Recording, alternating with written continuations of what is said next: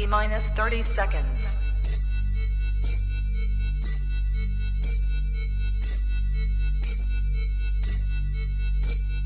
T minus 20 seconds.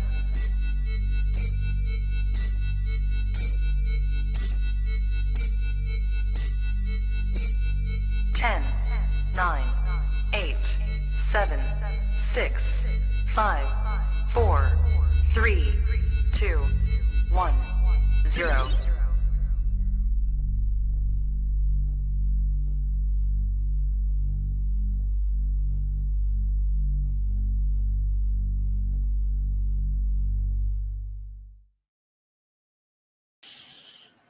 Trap Talk Reptile Network, coolest reptile network in the world. Episode 574, All in the Tree Tuesdays. Steven Saltzman, Cosmic Chondros, round 2 of the year. And I'm your boy MJ. With me, of course, the one and only Bill Stegel, the mayor of Chondro Town, and fucking not show up to sound check, Marshall Mendez. What's up, guys? What's up, Happy Tuesday, boys. How are you? Bill looks tan. Glad to be back. Missed you all last week. Not really, but Did you really? I was going to say. not too much. Dude, I did catch. I caught a good part of the episode when I got back. It was very long. I was going to say, did you watch all 3 hours? 3.5 hours. Went over 3 hours. I had the fast forward. I had the fast forward button engaged. At least, I guess Patrick was talking like this.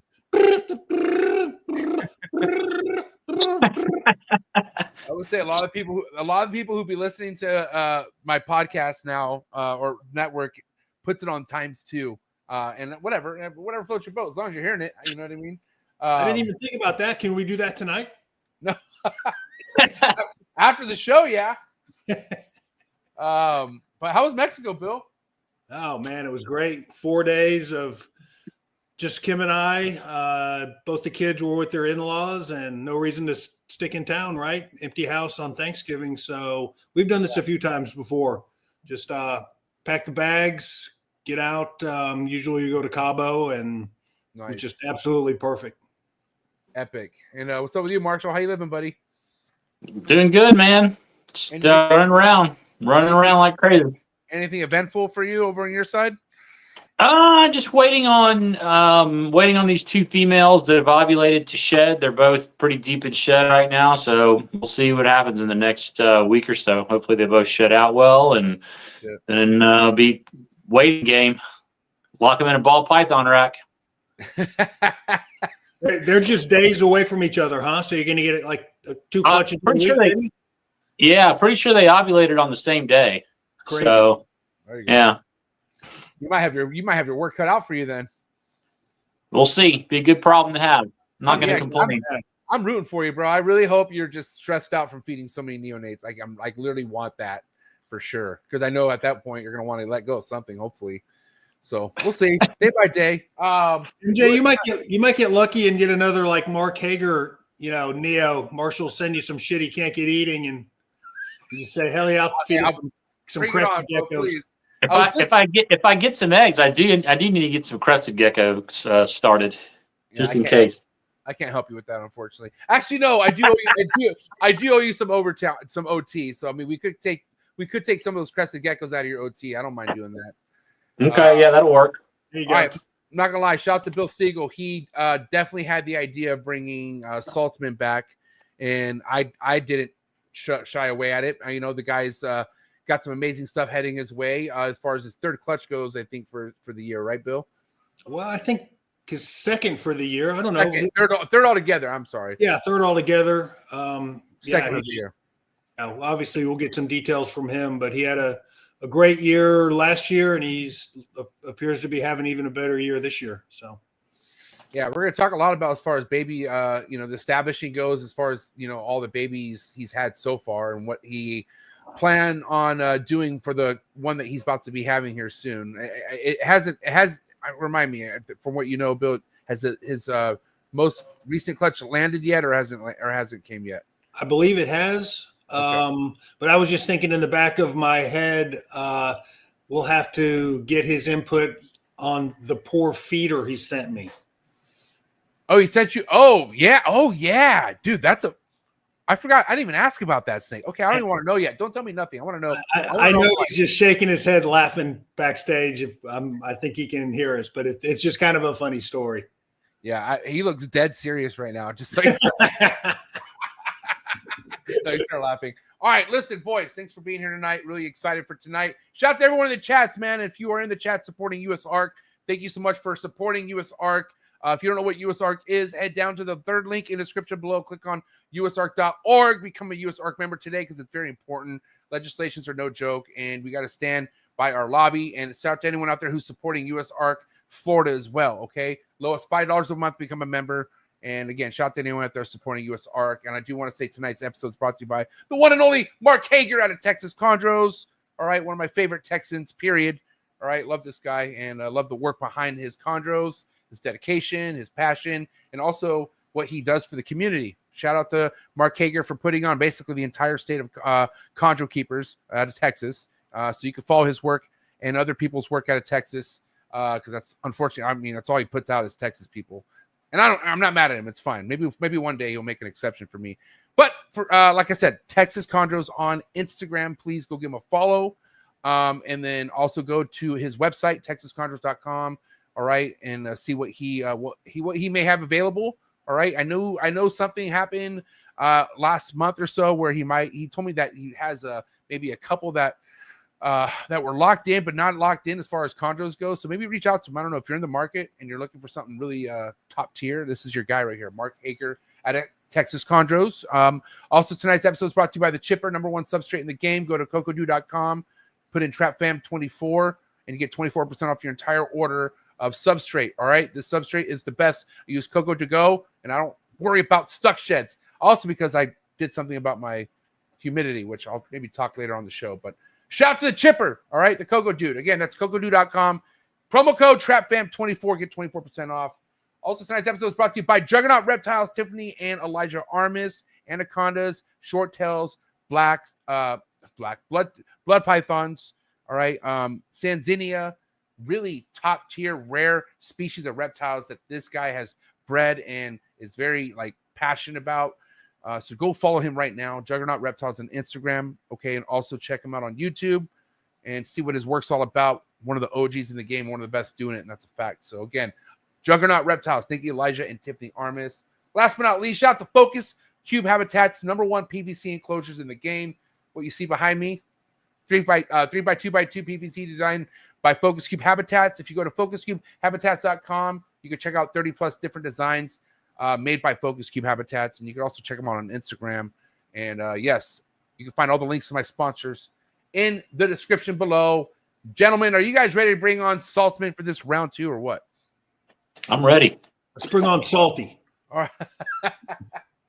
All right, guys. Thank you again for everyone tapping in, but you're in for a treat. Let's get the likes up for Steven Saltzman, Cosmic Chondros, round 2, episode 574. Do what you got to do to get your mind right.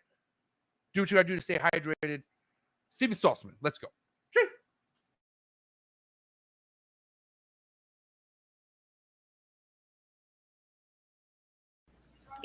You ready for do more in the future? Trap Talk podcasts? Yes. Man.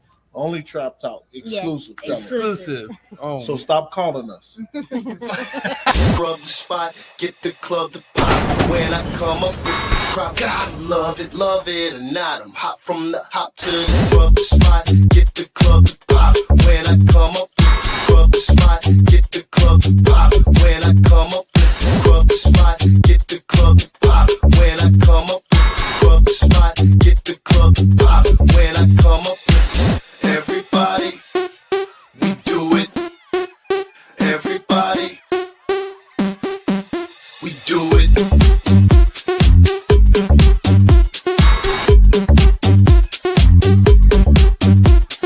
it.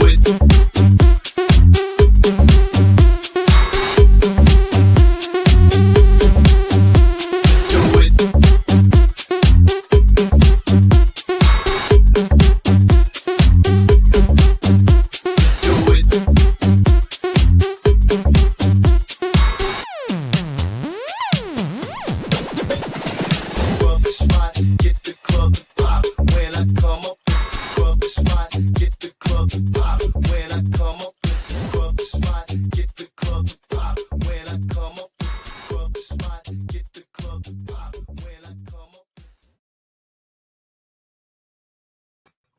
And we're live, episode 574. Welcome back, Steven Saltzman. What's up, buddy? Hey, what's going on, guys? Steven, What's up, Steven? how's it going? Good to see you again. Did you think Bill's Neo joke was funny? I did not. Hey, is it still giving you trouble? Not at all. Solid. Okay, good. Whew, Solid that's as a rock. what I was worried about when I heard you talking about it, that it was still giving you some issues. I know there was some in the beginning, but I was like, oh shit. I'd be texting you every day if there were issues. Okay, good deal. Can I intervene real quick? Only because I saw this snake before I saw the snake in person, and I was blown away when Bill told me what was headed his way, which was the production of your first clutch. First clutch, right, Bill? Yep. Okay. So when I finally came to Bill's house and I saw this neonate, I was like, holy shit. I was very impressed, Steven. I thought it was amazing. And then he told me it wasn't eating. And I was like, what the fuck? Like, really? Like, what do you mean it wasn't eating? Okay. So Bill, take it from there. This was a few months ago. And what happened? Well, we had Steven and I met in Waco, Texas, which is about halfway between where we live, the Houston area and the Dallas area. Okay. We met for lunch. We exchanged Neos. He got a freight train outbreak Neo, and I got a Singularity Luna. Well, it wasn't a Neo at the time. It was what, five? Is your animal 5 months ahead of mine? 4 or 5 months? Yeah. Probably, yeah, but 5 months ahead. So obviously a larger animal.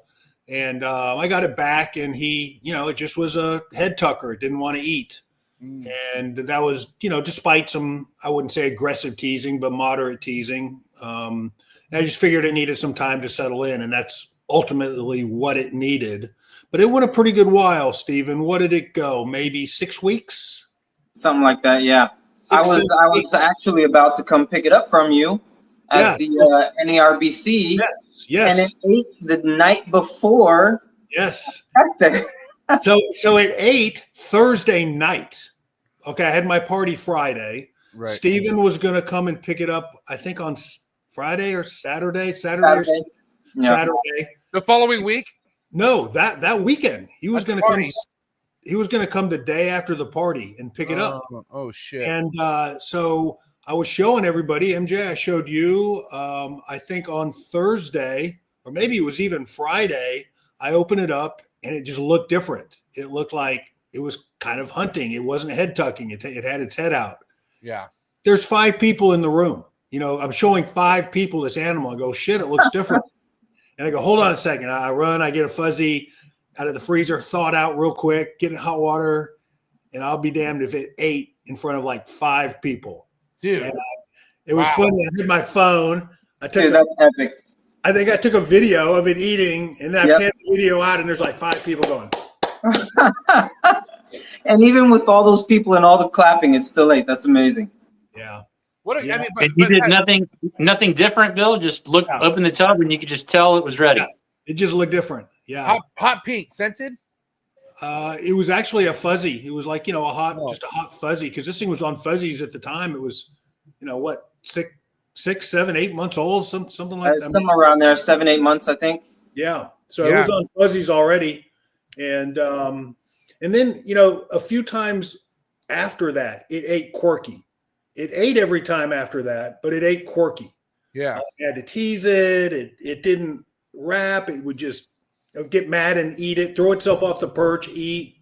But then, like, after a few of those types of feedings, then it just reverted back to just normal, open up the tub, put it in, and just spank. So why don't we roll right into this topic, because I wanted to talk about this with my experience with the 14 neonates that I've established, because, they're all eating, but you have better eaters than others, right? And from what I'm experiencing is, like, if I have my 3 problematic feeders, which ate on the first go, and then they didn't eat 4 weeks after that, and I was like, oh shit, right?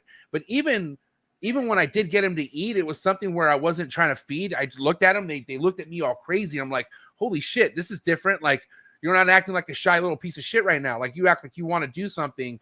But then I noticed that they don't, because I have some that will eat every 3-5 days, man. Like, I got some tanks. I got some neonates that just smash. And then I feel like I have others that will eat. They're just not willing to eat as frequently. And if you give them like maybe 7, 10, or even 2 weeks sometimes, they'll kind of show the sign that they want to eat. And I just feel like maybe that's a personality thing. Maybe because we all know that every eater's different, right? And what do you guys think? I mean, I think at least at first they have some personality, but I think at least with my experience, eventually they end up smooth as butter. I mean, They kick in after a while, right? yeah. Yeah, usually by the 12-month period, you know, they're all just smashing. I mean, that's typical. But between that, you know, first week and 12th month, I've had them do everything, including kind of like you said, MJ, eat somewhat voraciously, and then all of a sudden they'll stop for like 2 months, and you go, what are you doing? You know, show no interest, but every single one is eventually, you know, they start eating again, and then once they get to be 12 to 14 months old, then they just smash every time. Yeah, I mean, I've even had one of my neonates like be a pain in the ass about not eating as consistent, and then it'll just go in the shed, and it's like, okay, like that's weird. Like you haven't eaten in 2 weeks, and now you're going into shed right now, and you know what I mean? It's so I don't know if it's maybe a development thing too. Maybe like, you know, you got some that pick it up a lot sooner than others, I guess.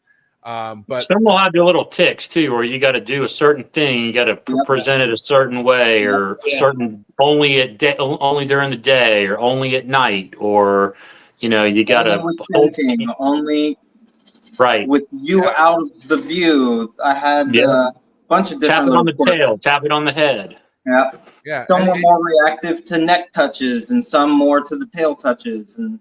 But like, you know, like, you know, the whole thing of like some people, and I know this is a thing, right? Like you're working with a neonate and it's taking forever. It finally takes it. And then you have to ninja walk away sometimes, right? Because you're like, holy shit, it's finally taking it. But I guess with Bill's situation, away. I'll stand there for 30 minutes. I mean, right. I was saying like this. Like here we go having, you know, Bill has this neonate that's on the verge of being get sent back to you.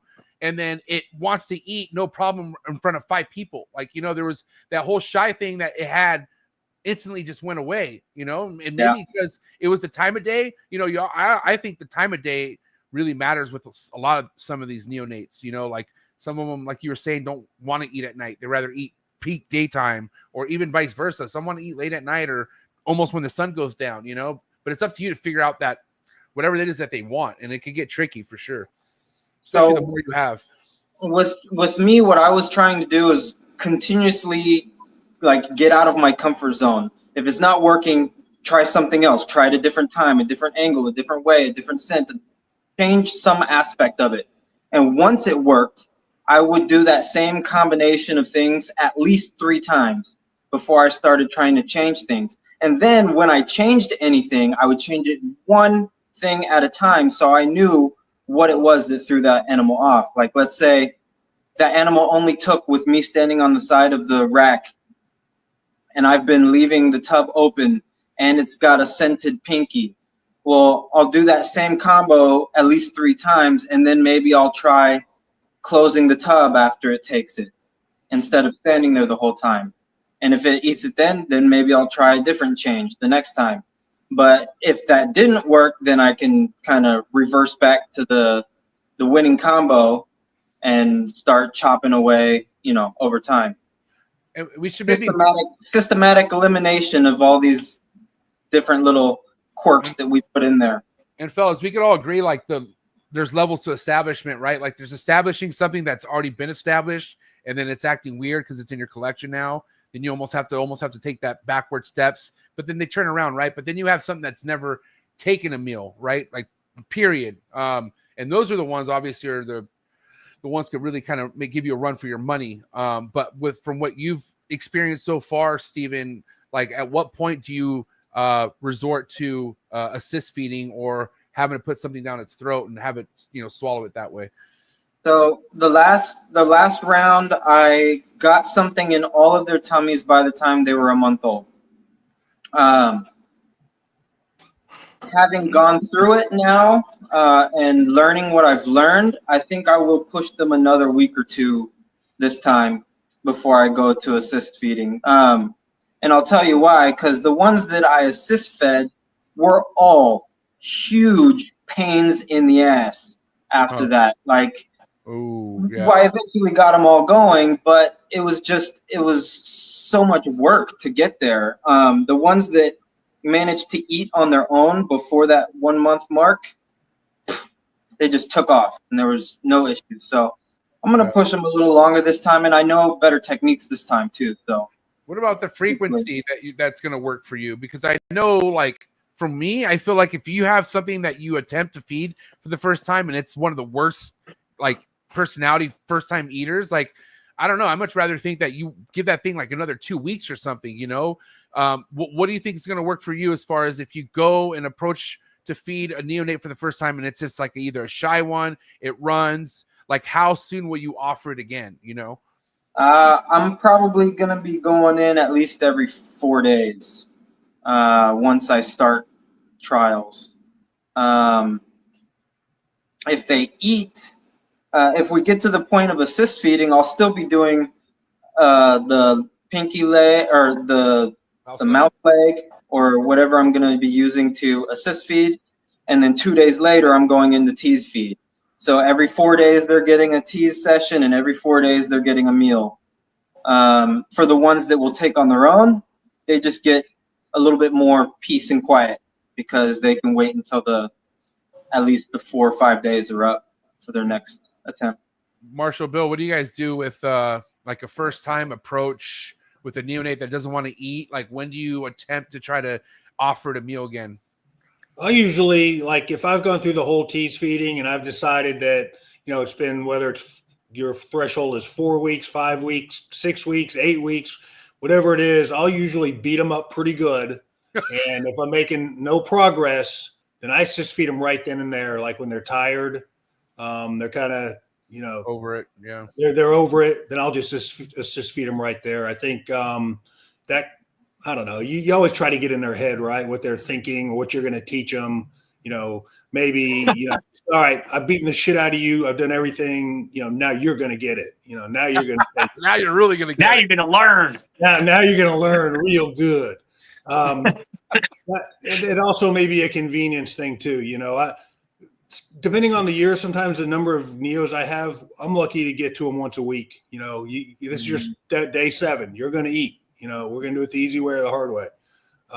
So that's just been my strategy on it. That's by the second round. You just say, fuck it, I'm just going to assist feed you if you're going to be a pain in the ass, right? Is that what you just said? No, I'm just saying that once I've made the decision. Oh, got you. Once it's confirmed that you're like, this is not going nowhere. Yeah, it could be, you know, it could be 4 weeks, but if they're making progress, like if they'll take a pink head or they'll strike and they'll wrap and they'll drop, then I'll give that neo more time than a runner right out of the gate. You know, if you're running and you won't even strike, then at week 4, you're getting it. You're getting it. You're getting it beaten. You're getting it. Yeah.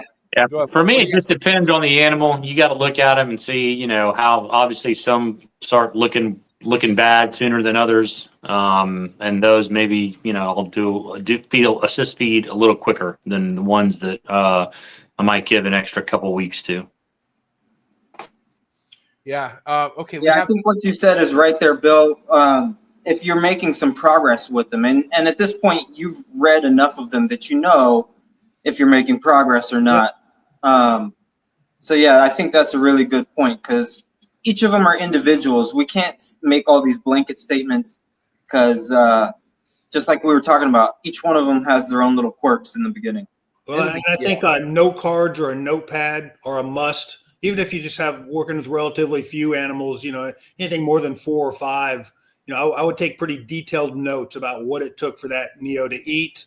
Yeah. You know, all the things that you said, Stephen, whether it's tail, it's neck, it's hot, it's day, it's night, it's, you know, behind the cage, it's don't move after it eats, it's don't close the tub after it's dry, you know, pretty detailed notes about all that.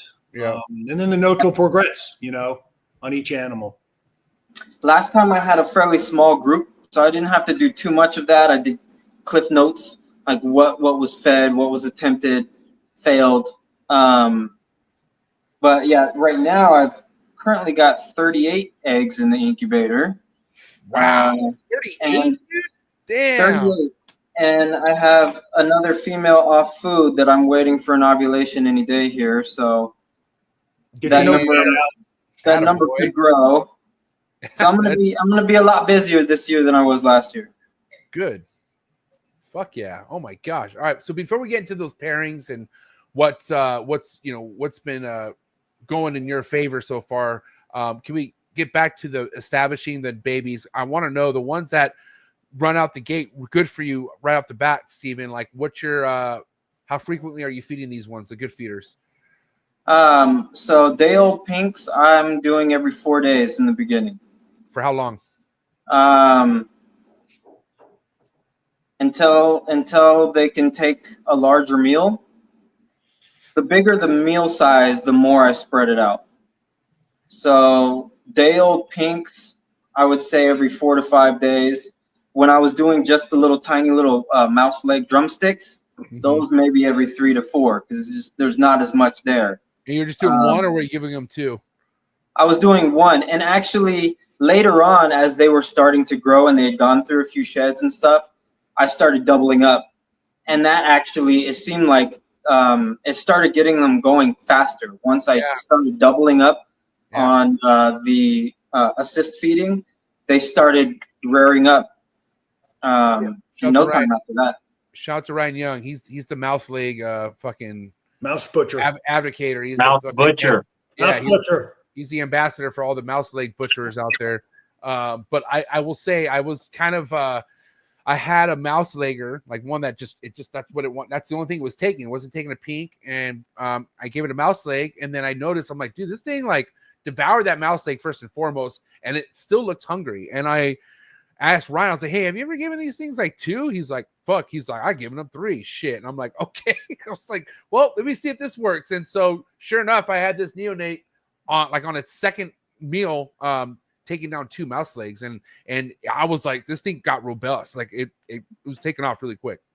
So when it takes when they take mouse legs, do they wrap it and all that? No. Well, I do. The meat of the drumstick fits perfectly in their mouth, and the only thing sticking out is a tiny bit of the foot. Yeah. So there's not really enough for them to wrap. It's also the perfect size. They can't really spit it out. Yep. And it goes. So it goes. Get stuck with swallowing it. Yeah. And for me, if I'm offering it to them versus having to assist feed them, I leave the leg fur on. I rather because it helps them catch it. First and foremost, because if you just leave it with meat, it's pretty small. It's like a little drum. It's like a little drumstick for like an ant. It's weird. It's a little. I was actually going to mention that the little drumsticks, because of the little bone that's in there, they're really rigid, and it makes them really great for tease feeding. Actually, because it's really good for poking at them. They get super annoyed with it, and then if you manage to get it right in the right spot as they're striking, it goes right down the throat and they're stuck. That's it. And for me, I considered that like a half successful feeding. Like you get a half a point. We're almost there. Yeah. One thing that worked. Oh, good, Marshall. I was going to say, it seems like once they eat, no matter what it is, whether it be chicken gizzards, sounds like mouse legs, you get 3, 4, 5, 6 meals in them, then they're all going to switch over. Yeah. It took a bit longer for some of mine, but we got them. Yeah, and also too, I just feel like some of these, I know Bill, you could do what you got to do with the amount of neos you have, and sometimes that neo only gets that once out of the 7 days. Had that opportunity, but for me, like I have a little bit of room to like, all right, you're not going to eat today. I'm going to fucking leave you alone. You're a pain in the ass, but then. Throughout the day, I'm looking at its behavior. And if I see that behavior change at all, like where it's like, now you're interested in, like I had one that was like, I went to go try to feed it and it was a pain in the ass. The next day I went to go give it water. Like I went to go give it fresh water and it bites me. And I'm like, the fuck, dude? And so I stop right there and I do exactly what Bill did. I'll okay, you want to eat? I'll literally stop what I'm doing, go thaw out a fucking whatever, and I'll feed it right then and there. And it's kind of like, I mean, it's spoiling them, but I don't give a shit. You ate, and then once they kind of get 3, 4 of them, and then it's good after that. You know what I mean? But I gotta say, one trick I did learn today from Alex Warren, not today, this year, from Alex Warren's YouTube video. Shout out to Alex Warren. I'm pretty sure he learned this hack from either you, Bill, or on this podcast or somewhere. But the whole like they wrap it, then they let go, hold on to it, and if you wait too long, they just let go and they go on to their perch. But if you offer another one while they have the other one wrapped, I had that work for me like a lot with this clutch. Nice. For whatever reason, I don't know why that behavior is, but it's worked a lot, and I was really happy with that little technique. Yeah, it's not uncommon for them to strike, wrap. You think everything's going great, and then they take their head off. Yeah, and once they take their head off, 90% of the time they're not going to eat it. They're going to drop it. So while the iron is still hot, take another pink, do the exact same thing, and then a lot of the times it'll do it, same thing. It'll strike it, it'll wrap it, and then it'll eat the second one. And then, you just assume it's going to drop the first one you fed it. But I've had sometimes it'll then go eat the second one.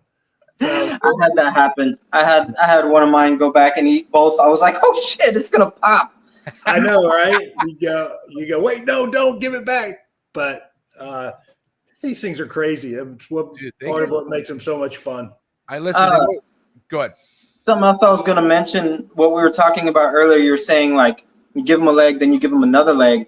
Mm-hmm. Well, I was doing that with a pink after I would assist feed or land a leg in their mouth, wait for them to take that down. And if they still look pissed and they're up there raring, throw a day old pink in front of their face. Then you've got a full-size meal down their throat.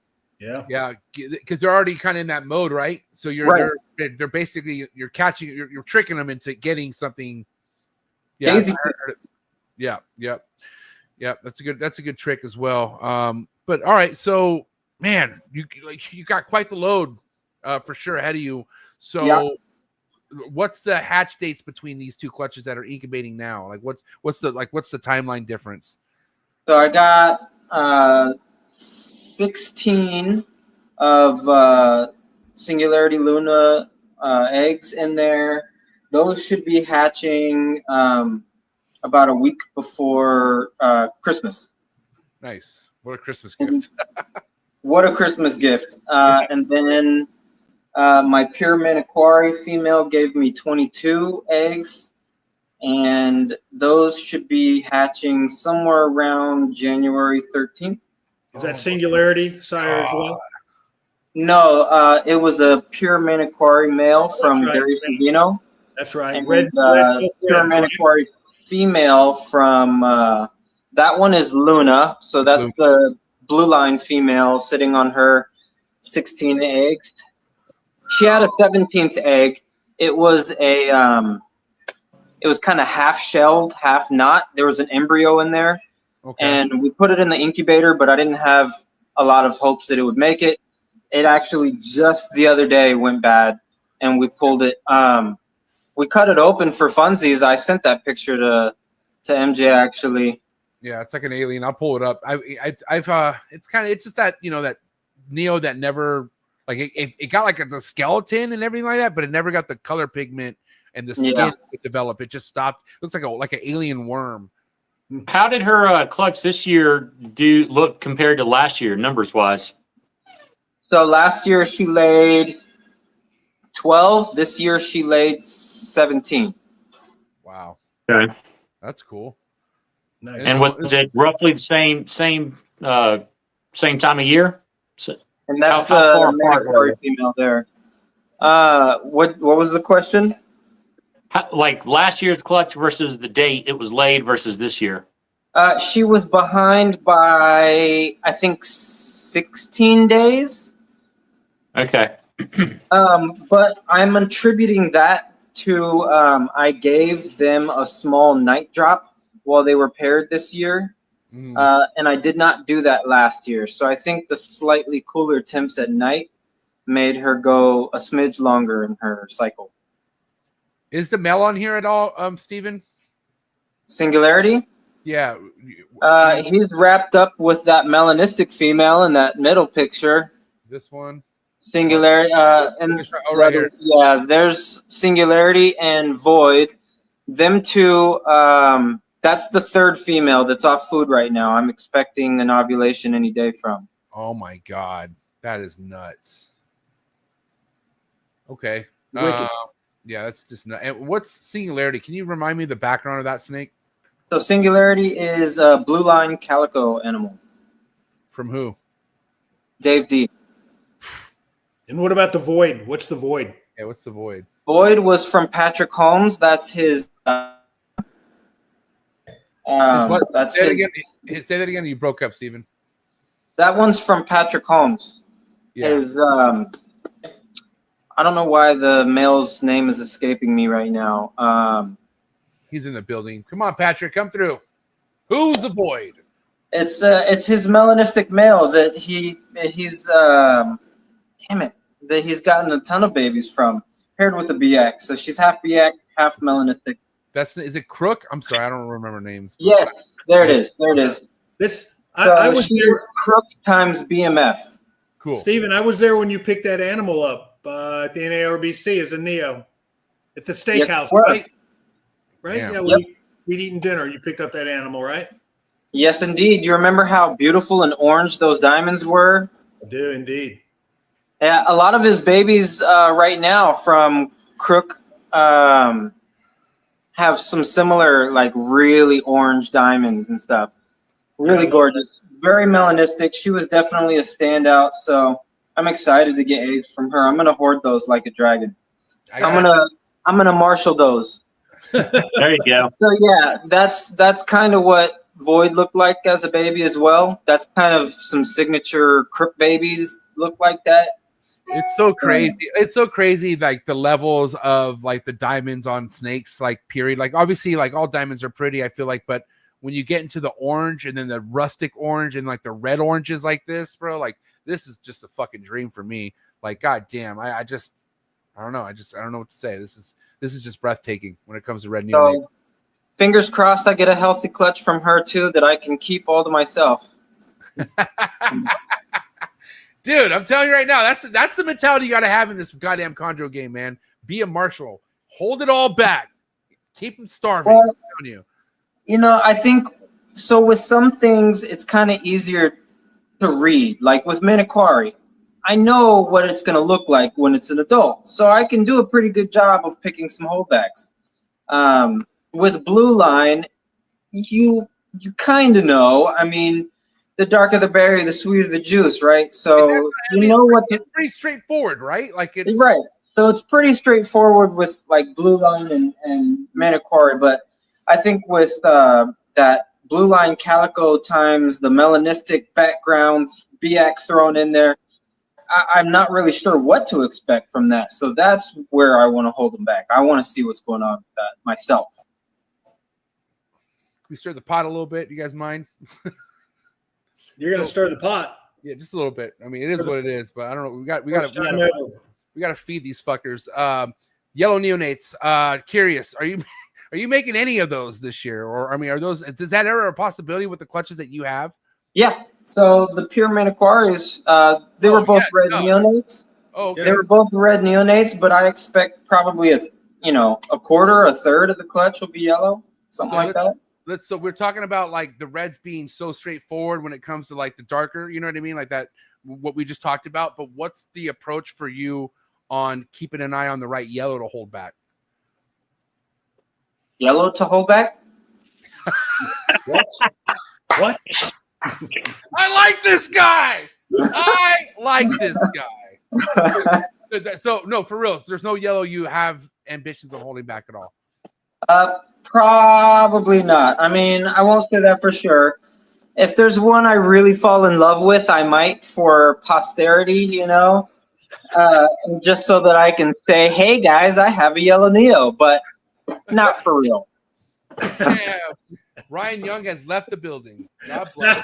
Oh my God. We got him good. Okay, now listen, I do think yellow neonates are beautiful snakes. I really do. And like I said, the coin flip, the whole like you really don't know with certain designer pairings, and it's all fun and yada yada yada. But for you, like for someone out there wondering, like, well, why wouldn't he want to keep back a yellow neonate? Like, what's wrong with this guy? Like, what would be?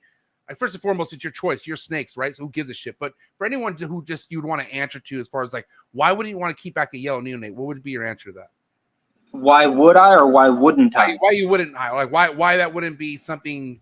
So for me, all chondros have a place in our community, and they all have a purpose. But for me, you got to think what I'm keeping and what my goals are. So for me, I love black and blue chondros. So pretty much everything I have is geared towards that, whether it's designer or red neonate maniquari.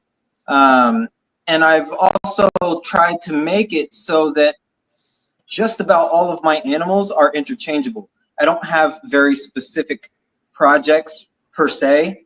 Like obviously I wanted to do some pure and I wanted to do some designer, but let's say a male died or a female died, I'm not up Schitt's Creek without a paddle because all of my animals will go good together. They would all make black and blue stuff. And with the consideration that I could potentially be pairing them with a designer animal, pairing a yellow neonate animal to a designer is kind of taking it backwards unless it's specifically a yellow designer project.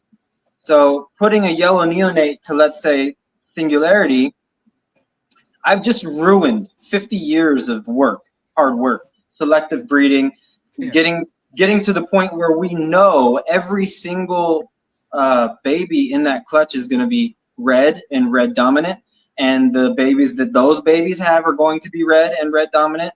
And this is a lot of work to get there. And you pair it with a yellow neonate, you've just erased that in one generation. Can't say it really more simplistic than that. I mean, it is what it is. And for designer people, that's our mindset. And I couldn't have said what he just said any better. I have a lot of my stuff, and maybe it's the reason why we traded animals this year, because Steven's animal could, I could snap my fingers and it would fit in every single designer project I have. And I think he could probably say the same about the animal that he got from me. So exactly, basically calling neonates a normal ball python is what he's calling it. Well, so if I were doing a yellow specific project, or I'm doing just pure localities and that's all I planned on doing was pure localities, then you've got a place for yellow neonates. But with what I'm doing right now with my project, I don't really have a place for it. Same here, brother.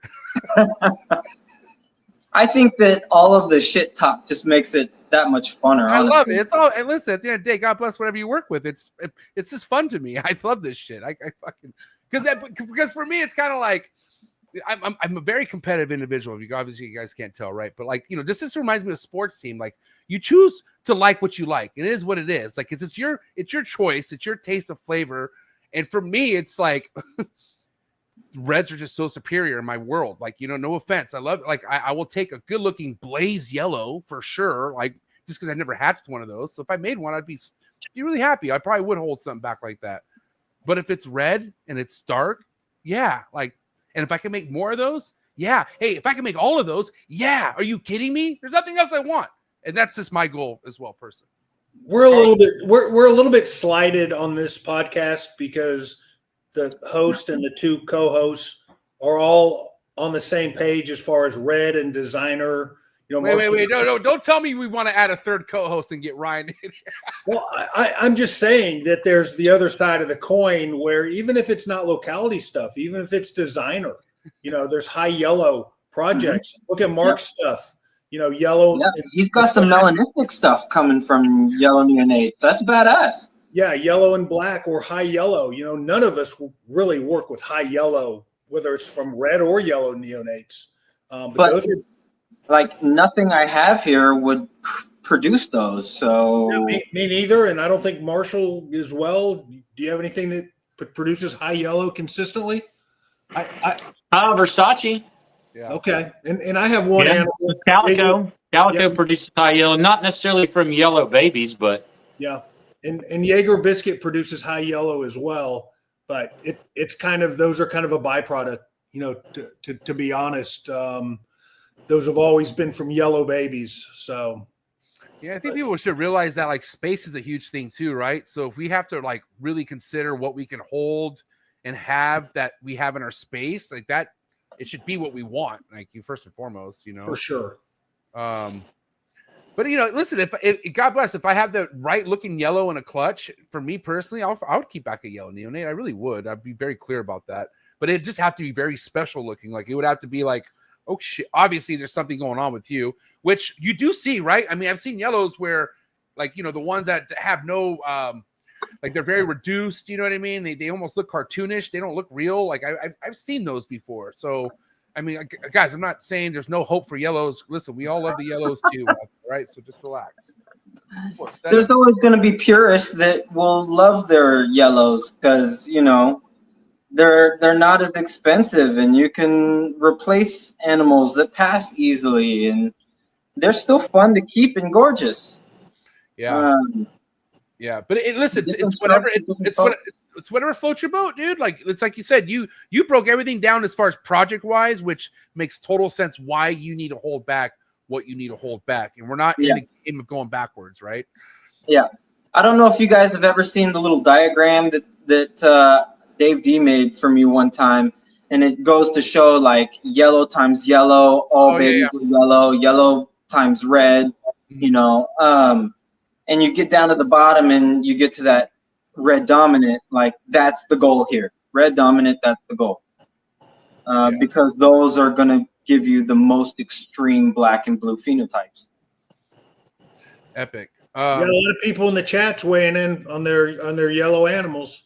God bless you. Listen, God bless your hearts, man. I'm rooting for all of you. I really am. And like I said, I love yellows too, just not to keep. That's all. Well, and you know what? I mean, as you've got to also have some entry-level animals that people can start out with. Yes, I did. Because not everybody's going to jump in and buy a singularity level animal. I think that's smart. So getting your feet wet with a yellow neonate and learning is awesome, especially if you plan to do any locality projects down the line. Yeah, no doubt. It's a huge I foundation. mean, most people who are not jaded like us, you showed to somebody who doesn't know what they're looking at, a red and a yellow. I would say 90% of them are going to say the yellow is the pretty snake. You know, I got a yellow as my first. It was a yellow maniquara from. I did too. And I'll tell you what, website, and I was stoked to have this bright yellow animal. And I'll have fun. I'll have fun raising some yellow neos. And I'll tell you what, you show them a blaze yellow, a highly blazed yellow, and that blows all of the other neos out of the park. You know, for most people that are just opening up tubs and looking at stuff, a high blazed yellow neo to me is really probably the most beautiful neonate that there is. We're definitely just stuck up individuals on this show right now. That's all that is. I mean, listen, if we were to go to a random party or whatever and pull some of these out, like I feel like they're gonna really be drawn to yellows first and foremost. It's just because we know what we know. That's it, you know. So don't hate the player, hate the game. That's all that is. You know what I'm saying? You guys will get there someday. I guess it's like kind of like maybe, you know, graduate to that point first. But I think the foundations are so important. If you're coming in ground zero, I mean, fuck yeah, get a nice S yellow or pure monocory or whatever. What are you pulling out, Steven? Definitely not a yellow neonate. Shout out to everyone tapped in. Let's get the likes up. Ooh, look, he's so careful. Look at him. This is like having Alex Warren on a show. I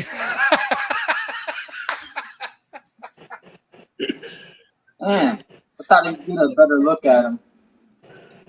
Ooh, I mean, I could see that. Doesn't that perch come out? Isn't that a David Brahms perch? Doesn't it just come right out? It's got the water bowl in it, though. Yeah, it's got the water bowl built in. Looks beautiful. That's from the first clutch, Steven? Yeah. So you said that your very first clutch that hatched out over a year ago at this point, or about a year ago, it's just now starting to approach OCC, right? They're pretty far into it. You have I sent you some pictures. Are you able to open your messages and look at any of the pictures I sent you? Yeah, let me get them pulled up. because on my computer it doesn't pull up. I have to pull them up off my phone, but I'll send them to my computer. But yeah, Okay. go ahead and just speak about what you're talking about right now with your neonate. Yeah, we've got so they just hit a year old. What is today? Yeah, they're right at a year old now, aren't they? Yesterday was their birthday. Ooh, Nice. nice. Mine is minimally changed. Minimally changed. It's got a lot of blue in it, but it's just freckles of blue. Okay. And then still just just the dark red and freckles of blue. And now I've got number 4 is looking really good. Lots and lots of blue coming in. It's kind of the more like silvery blue. It's not the like the powdery blue like mom. It's more the silvery blues, kind of like dad and some of the other animals that came from that, like Zeus and SH01030, I think it is. Brothers, Hades, Zeus, and them. They all have kind of a silvery grayish blue. So that's what I'm seeing coming in on that one. Number 3, I'm a little disappointed. It burned through its black pretty quick. It's still got a lot of speckles on it. That's one that I sent to New York there. One of the yearlings. Damn, this went to New York? Yep, that's Adams. Oh, Tim 5, Adams? right? Is that number 5? MORPH, I believe it is. Or yeah, MORPH by design. Yeah. MORPH by design. Yeah, Tim Adams, right? No, Adam. Oh, Adams. Never mind. I'm switching him up. I know what you're talking about. He's converting from ball pythons to chondros, or he did. Yep. Yeah. That's 5, isn't it? Number 6. You almost got that one, Bill. That one right there. Mm-hmm.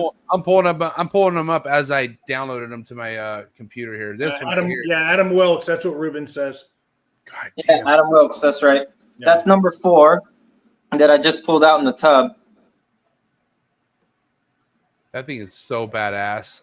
That's nice. Yeah. Yep.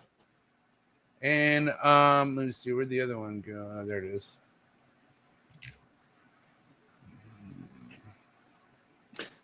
So you got all 12 of the eggs that hatched. You got them all, or did all 12 hatch? And did you get them all established? Last time 10. I only got 10 out of the 12 that hatched.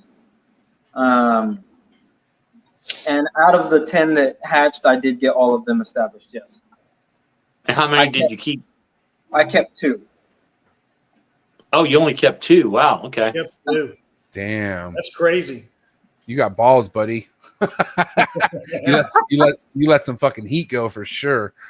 Oh yeah. But you got more coming. You know, I mean, it kind of motivates you to make more, right? I feel like The that's thing kind is, like, all of this is fun for me. Like seeing an animal like what you just pulled up, number 6, pop up on Facebook with my name attached. Like, that's super fucking fun. Yeah. I love seeing it. I've got beautiful animals here. I've got beautiful adults and beautiful babies, and I'll have more beautiful babies. It's all right. This is all part of the game. Yeah, I mean, definitely true. A lot of truth to what you just said right now. But for me, man, I just don't like here. I mean, the exciting part about what you're working with is, and especially like no matter the color red, you just never know. Like you don't know you never know what the hell these things are going to be going direction wise, which makes it exciting. But I mean, Bill, we talk about Bill, how many times Bill has let something go and somebody just hits the fucking jackpot, huh, Bill? But it also makes you feel good about it, right, Bill? Because this is fun for you also. Yeah, I'm kind of the mindset of Steven, and it's, I'm typically pretty pessimistic, but the optimistic side of me is always like, I can always make more. So that's one of my other keepers right there, number 3. It's burning through that black pretty quick, though. I think I'm going to have to wait for that one to turn blue over time, kind of like Mom. It's getting some green in. So where are you feeling comfortable finding out the sex of your neonates? Like, or I guess you don't want to call them neonates at this stage. Patrick will get upset. Juveniles. Yearlings, excuse me. Sorry. Yeah, I'm not interested in sexing. I just read sheds as they come. I've got a good ratio, and I really don't care if I get male or female. I'm gonna just keep getting more. So me too. I I feel like and I know it's an excitement thing coming in, like, you know, you're trying to build your collection and you want to know what your sex ratio is. But man, I mean, for me, I'm like, I don't give a shit. Like whatever it is, then I'll plan accordingly, you know. But for now, I'm just gonna love seeing this thing raise up, and I'll just pay attention to the sheds. But I don't want to stress about probing or any of that shit, you know. I'd rather just doing it. let it. Yeah, me too. I'd rather not, you know. This is pro-choice. But anyway, so right, what is your ratio right now? Like as far as what you know that is male to female in your collection, Steven, what's it? What are you sitting on? I've got 7 females and 4 males of breeding age.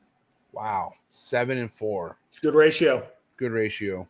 And then I've got some animals I'm raising up that'll be joining the group soon.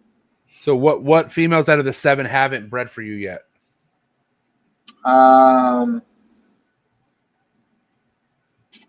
See, the ones that are not quite ready until like next year. I've got I do have a high yellow female BX from Patrick. Not quite sure what I'm gonna do with that right now because I don't really have high yellow stuff. And then Void, she's off food right now, so hopefully she'll give me. And then I've got Maniquari female and another John Irby blue line Wamina female that haven't bred yet. So that Void, this would be Void's first clutch if she does go for you, right? Yeah. Damn. And as far as level of most potent, how potent will that one be? That's going to be up there, isn't it? For me, phenotypically, they're probably my 2 most outstanding animals. So, wow, I'm excited for that. So I'm also really excited for the 16 Singularity Luna eggs that are going to be hatching in 2 weeks because I get to pick more holdbacks. Dude, gonna keep more than 2? I'll probably pick another 2 this time. Yeah. Yeah, it's an exciting game to be a part of. Now, I got to say this. How many neonates have you sold so far altogether that you could remember off the top of your head? 7 sold, 1 traded. 7 sold, 1 traded to Bill, right? Yep. How do you feel like the market's been? You know, you're in a different bracket than, like, you know, obviously there's low, mid, and then you're in the high tier here. But, you know, you obviously establishing your name, which I think was very smart, Steven. You were in no rush breeding anything. Like, that's one thing I did. I'd say what you want when what happened with us in the beginning, but I always respected how you were in no rush to hurry up to get a clutch, right? But you did a good job kind of building a name for yourself in the community, and you got your clutch, and then you were able to put some stuff available, which I'm assuming went very quickly. Like, I'm sure you had people kind of on your bumper wondering if you're going to let stuff go, I'm assuming. I mean, some of those people were on my waiting list for like 3 years. Wow. You had a waiting list for 3 years? The balls of this guy. Francis Guiton, as soon as I bought Singularity, he's like, when you get a baby from him, I want it. And then he told me that again and again and again over the years. So he was the first one on that list, and he had been there pretty much since I got that male at 1 year old. So he was waiting 4 years for a baby from that animal. Wow. And if I remember right, you were a little frustrated because Singularity did not breed for you the first year you attempted. Is that correct? Correct. I thought he was going to be a dud because he's a little smidge overweight because he doesn't run his cage the way a lot of males do. He just kind of sits there like a female, being a king, I guess. But and you tried to breed him when he was 3, right? No, 4. My first attempt. And he didn't produce when he was 4. And he did not produce when he was 4. And he did so at 5. At 5 years old. Very interesting. Exactly like Freight Train, who has turned out to be a prolific, you know, you talk about a male that'll breed a stick, you know, but at 3 and at 4, he had no interest, but when he was 5. But now, perfect. A moose. He doesn't miss a meal, and he breeds everyone I put him with. Yeah. What more could you ask for? That's Yeah. ideal breeder right there. Yeah. I mean, but I will say, my greenest snake in this room, probably the ugliest by most people's standards, is actually my secret weapon. If Ryan hasn't left before now, he just For left. sure. Yeah, he's out. Yeah, he's out. I heard him. I heard him leave. I heard the door slam. He just unsubscribed. Yeah, I have a green male back there in the far corner. That's my secret weapon. He is so sensitive to a female cycling, immediately drops food. So as soon as that male goes off of food, I start parenting. Yeah, he's the canary in the cave mine. Yeah. He's your light switch for sure. Yep. So he did the same thing last year, which ended in the first clutch. And then he went off again this year. He just took his first meal after 4 months of being off food. Yeah. And okay, we all talk about how great of a breeder Versace is, Marshall. You've had him for how old was Versace when you took him over? I got him as a neonate. Oh, you had him as a baby? Holy shit. Yeah. I didn't know that. That makes Marshall old. Yeah. And do you know what age Versace started breeding for you at? I want to say his first clutch was maybe like 04, something like that. So maybe 3 years old. Okay. So which is 04, 05. He was in 01. So, at that time, like when I first started doing it, I would breed males young. I mean, I've said before, my male that started my first clutch was 18 months. And I guess I got lucky hearing about these males that, want to go 4 or 5 years before they want to breed. But, and I've had some now that, have not wanted to breed until they were older. But over the years, I've had some that would breed pretty young. So, but I think, like I said, I think he was maybe 3 or 4 years old, something like that, when he sired his first clutch. I'd have to go back and look. The Maniquari male from Gary tried him last year at 3, and he wouldn't take. 4 years old this year, got his first clutch. Nice. Yeah, and I've attempted the young male thing, and of course my most potent breeder males I have are young, so I wanted just to see. But I had like some courting, but nothing like nobody actually hit a home run. Which is like I mean I'm not really in a rush either. Like I just wanted to see, because Socrates, he's the one that kind of got in my head, but he had some fucking snakes that were barely 2 that were breeding for him, and I was pretty fucking blown away by it. And he's like, just try it, I got this guy's brothers are fucking already smashing. I'm like, what? And then so and you got other people have luck like that. Me, I've never had that luck. I've always my males are usually good around 4, 5, 6 years old. Sickness produced when he was 3, and Sickness 2.0 is locked up. He's 2.5. Now he hasn't produced yet, but he's 2.5 and he's locked up. Locking good, like good locks, Bill. Like hang, like those good locks I'm talking about. You know what? I put him in. A cold front came through about a month ago, and I put him in just kind of on a whims. I was going to wait till later in the year. An awesome lock, a big old tail hanger. Thought I was good to go. Haven't seen him lock since. Yeah, I've had those one-hit wonders, dude. I had that not too long ago. I made a video. The one, remember I showed you guys, I was like, dude, I just put this male in. Look, he's already locked. Nothing after that. Yeah. It was action for that first 5 minutes. I got that lock on the video. I come back, he separates. 4 days later, doesn't do nothing, doesn't even touch her. Dude, I put him in and out with that female for a month now, and I've got a camera on him, everything, and not a damn thing. You guys want a little peek? Yeah, what are we looking at here? Yeah, what are we looking at? Incubator? Oh, he has like a paper over it. No window for his incubator. Oh, the light. Isn't the light going to disturb him?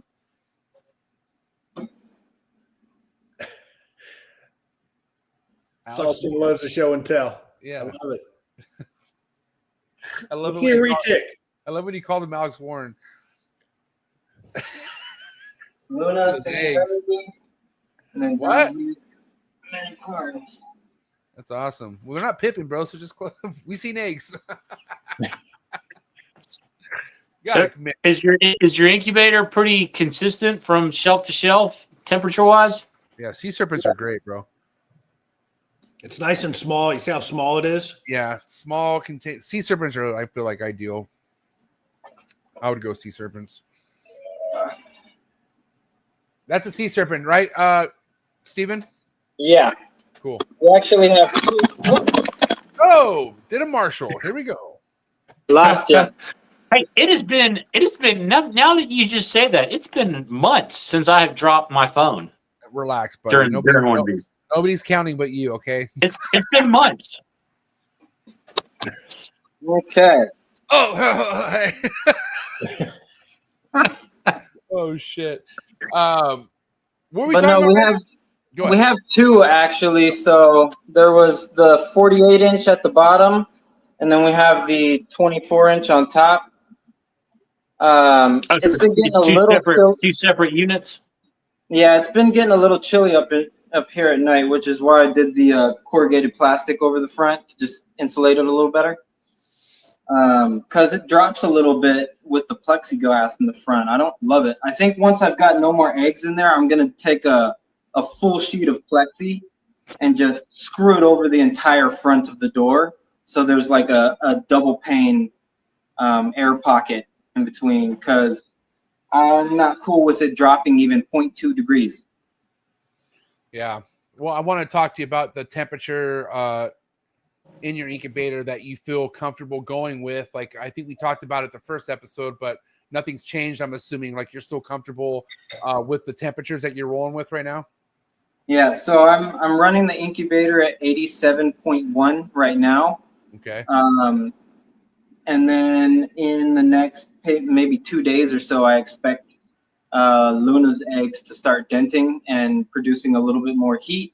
Yeah. At that point, I've already got that second incubator up top ready at 1 degree lower. It's at 86.1. And I'll transfer those eggs up into the top incubator. You're gonna take it. You're gonna take that box out and put it in a whole different incubator. Yes, sir. Wow. Interesting. So, I did that once and it was bad. It was a bad well, move.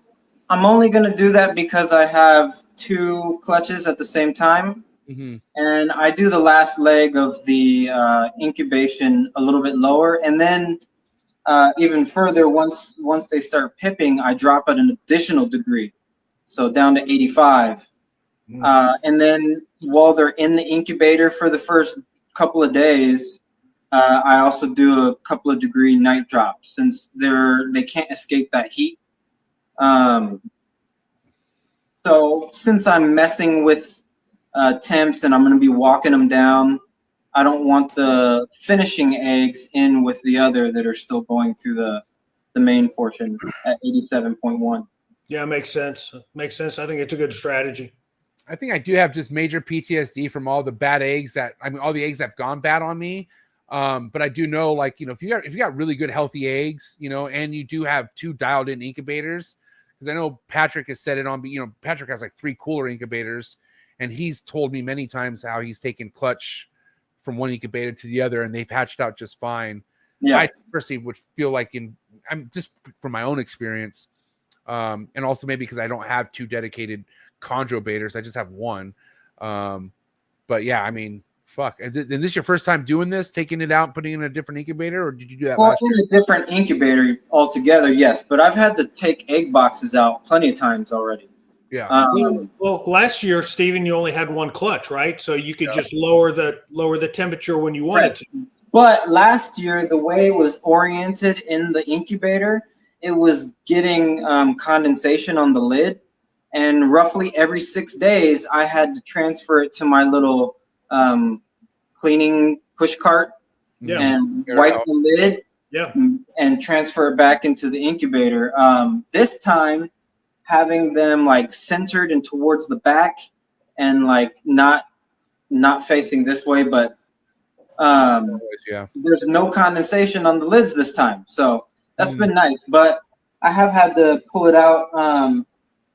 I had to doctor that boob egg and put some foot powder on it. So I pulled them out to do that. So yeah, we've had to pull them out, and then I had to pull it out just the other day when the boob egg went bad. So I've already had to handle. I mean, it feels like you're moving a bomb Yeah. But Yeah. gotta happen. Do you have? I could kind of see, but was there water substrate in your egg boxes? Is that what you go with? Yeah. No, it's oversaturated perlite that I put in them. Okay. I have these Cambro food storage container tubs Respect. with the light grid that's stuck on some PVC, and then down here I'll put like maybe this much saturated perlite, and then sit the whole thing on top of it. But I want to stress, if you're making one like that, make sure you don't press it down into the saturated perlite, and then you'll get the eggs really close to the substrate. You might be getting some wetness on the bottom. You got to be careful with those lids too. Those are the snap-on lids. If there's any condensation on them, it's impossible to pull them off without getting drips on shit. Yeah. So you can actually do it really nicely if you do it in the middle.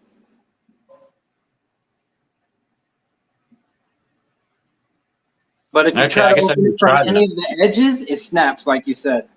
But these lids hold the humidity really well. Yeah.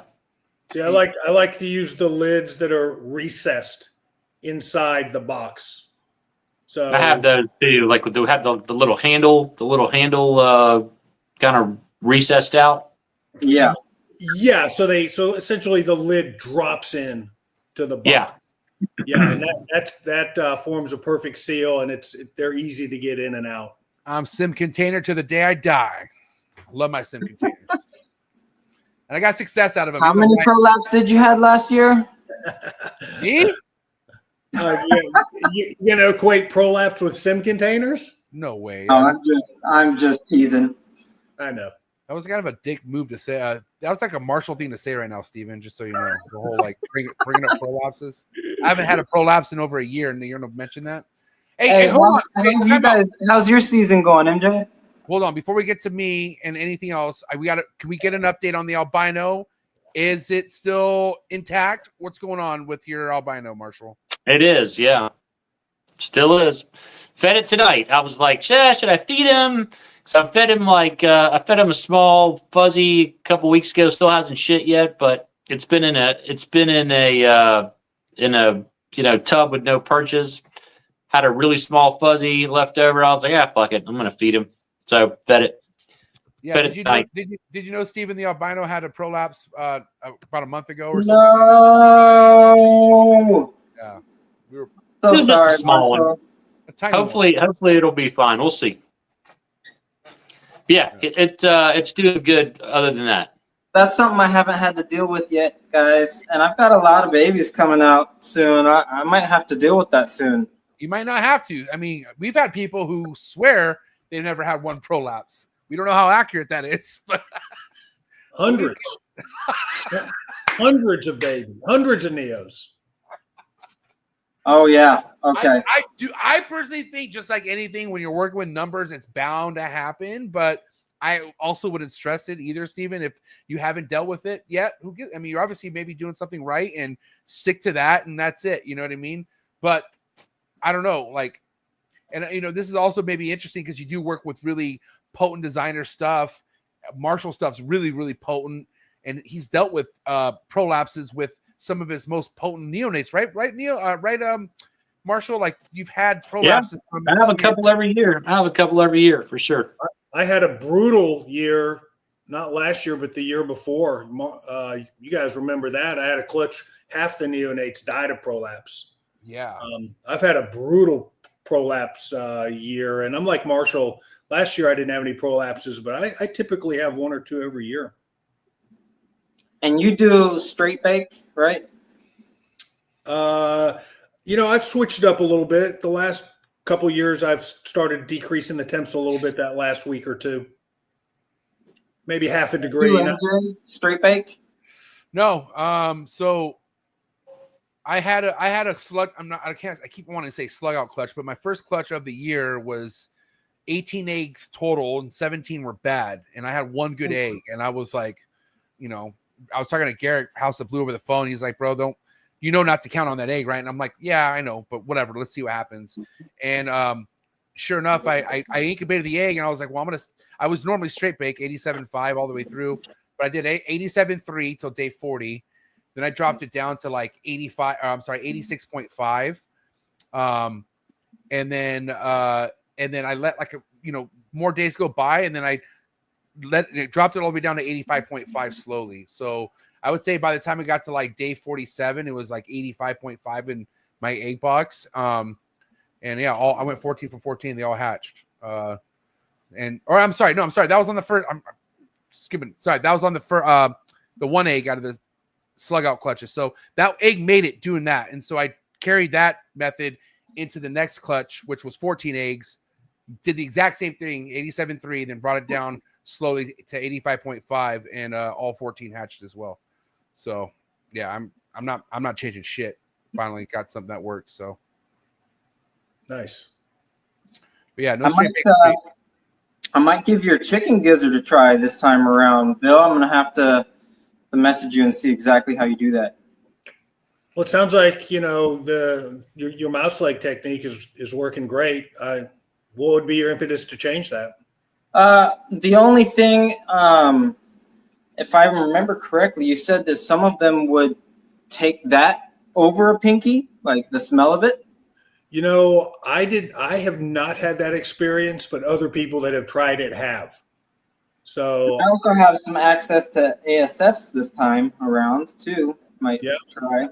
Yeah, for sure. I think that's a great. I really think ASFs are the premier feeding rodent for baby green trees, and I think that only because if you just look at them structurally wise, they appear to have more substance to them than a mouse pink.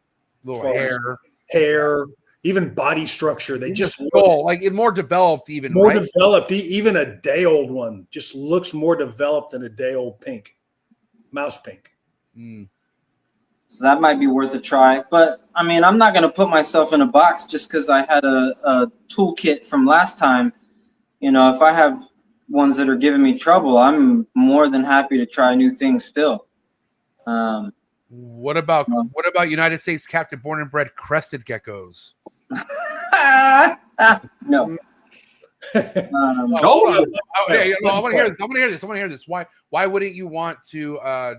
If that's something that would get it to eat and it's going to fucking be like no issue, why wouldn't you want to trust it enough? I would have to probably breed them myself. Okay, that's what I said. If you bred, that's what I breed mine myself. So. Right, you do, and we talked about that last time. If that's the case, you do you, MJ.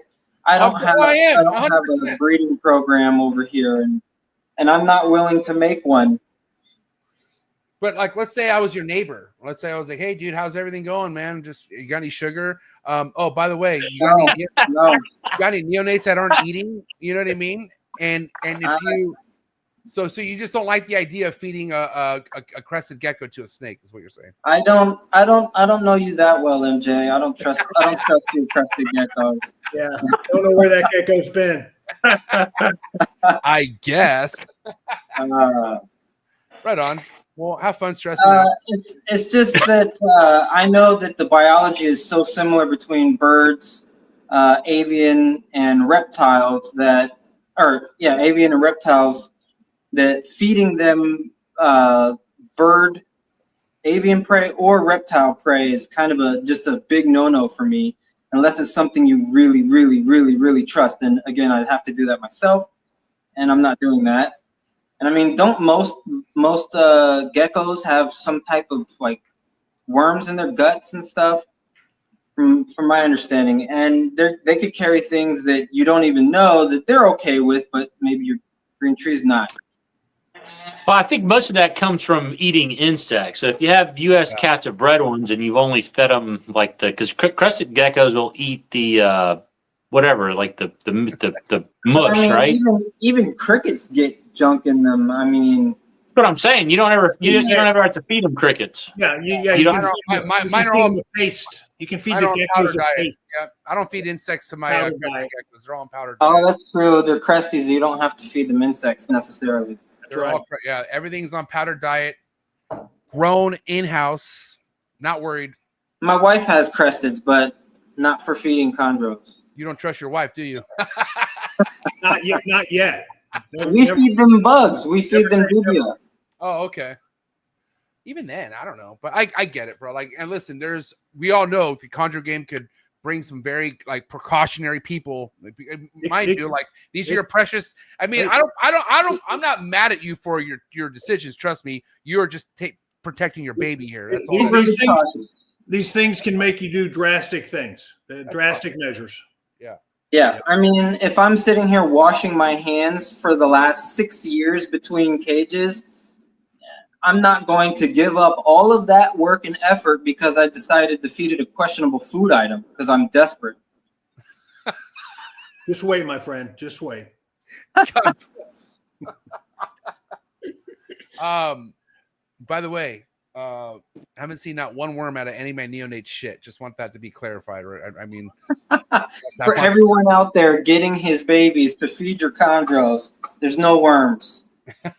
Powder diet only. Here's the thing, anything and nothing's for sale, by the way. I'm not selling shit. I'm not in a rush. But if I do let something go, it's not smashing crested geckos. It's smashing what it needs to be smashing. I would never sell a chondro if it's not eating a fuzzy.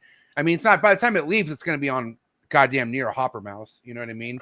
And I'll tell you though, there were some times I wish I had some crested gecko babies in that last set of feeding trials I did. Bro, will you have how many eggs in the incubator? You're going to wish that again. I guarantee it. 110%. You're going to probably text me. I guarantee. I have a feeling I'm going to get a little fucking message maybe from, maybe just to get to know me better. Who knows? I don't know. But I don't know. We'll see, Steven. We'll see, buddy. But I'm rooting for I've you. heard people doing the like button quail and crested geckos, and I'm just very wary. Listen, I'll be the guinea pig. Okay, how about that? Listen, do your thing. I'll do my thing, like you said, and let's see if I hatch out any worms out of my neonates or anything like that. And if I do, I'll be very transparent. I'm very transparent, bro. Like very transparent. I'll even tell you where this little worm got into my head. It was Harlan Wall. And he listed just this list as long as my arm of things that avian or reptilian prey items can give to your snakes. And I was just so disgusted by that long list of things that I never even thought twice about it again. I mean, it just wasn't on the menu. Yeah. And I feel like that's a common thing when you come into the chondro game and you're getting advice from people who've been around. Like some of the advice will scare the living shit out of you, and you're just like, well, I'm not even gonna fuck around with that. And when you only work with chondros, you kind of like you hone down to where like, okay, everything needs gloves between snakes, and it's like, and it's a protocol that you learn to stick with because why not? Like, because you don't want to like, why do all this being protective and then all of a sudden drop your protection and boom, something fucking bad happens. So I get it. Like you're like that kid who's fucking, you're like bubble boy. You're a bubble boy right now is what that is basically. Exactly what that is. And I think a lot of chondro people are like that, honestly. I really do. Yeah. And I think it takes a little bit of craziness to really do chondros well, honestly. We're a little bit different than most keepers. Yeah. I think you're right. I think I think you're right. I think to be successful, sometimes you have to be a little bit hyper focused, and why change what's working for you? That's kind of what I've tried to do. And if it's not working, change it. But if it's working, just keep the course. Now remember, you did say earlier you are willing to try the chicken gizzard thing, right? And somebody just said chicken gizzards are avian, so hey, buddy, you're gonna be breaking your own rules here, just so you know. That's true. That is true. Okay. What are captive bred chickens fed? Are they fed insects? Are they fed insects? I mean, I'm sure they find them. Free range, are captive chickens bred. Free range, cage free. They eat all kinds of insects. No GMO. Well, I get mine from Walmart, so I'm pretty sure they're just fed hormones and feed. Gluten, lots of gluten. Gluten and feed and hormones and antibiotics. Injected like a motherfucker. So I'm sure mine are fine. You guys are stressing me out.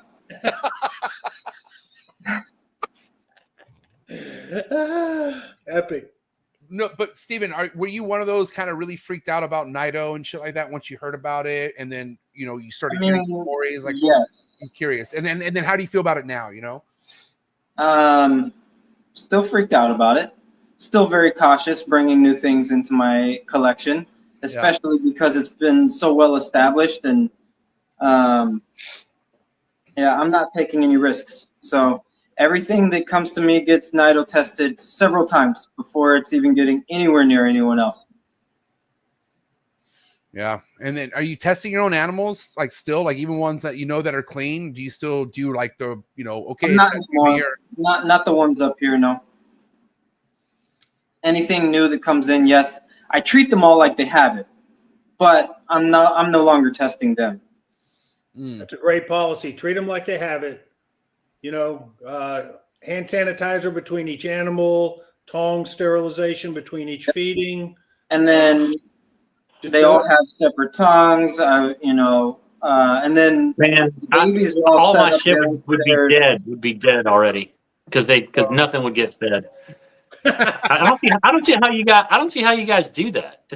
It sounds like such a monumental pain in the ass. I tried the forcip thing, and I was on a good roll until my fucking son realized how to pull them down. And then one time I just saw all of them all mixed together.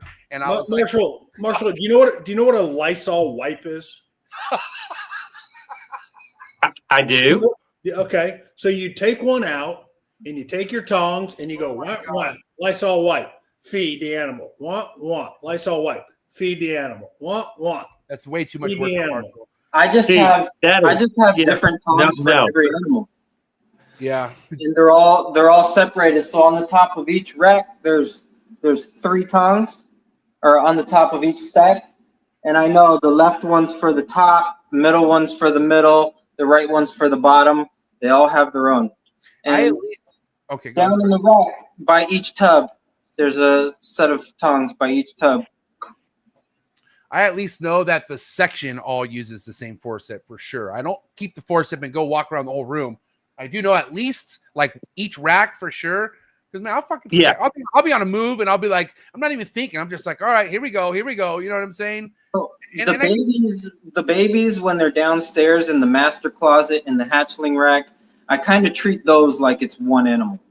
Yeah. So I do share tongs for hatchling babies that are being special cared anyways, because I'm dealing with them before anything. First thing in the morning, I'm dealing with babies, and I'm not going back to them unless I've showered or, time's passed and I've washed my hands 5 million times or whatever. But they're the first things that get dealt with, and I make sure I'm super hygienic if I go in there again later in the day.